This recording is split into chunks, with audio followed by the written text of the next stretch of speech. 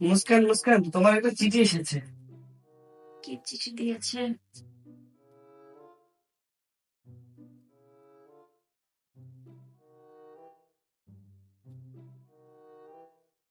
তোমার নাম কি?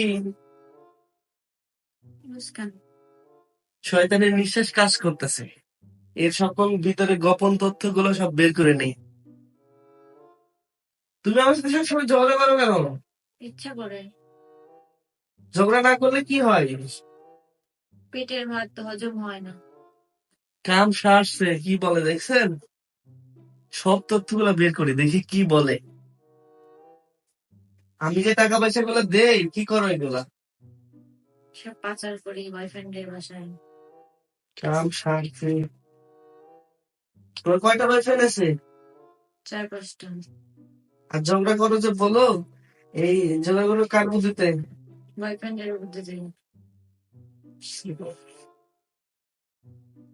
তোমার নামে যে জায়গা জমিগুলো লিখে দিচ্ছি, এগুলো পাওয়ার পর তুমি কি করতে?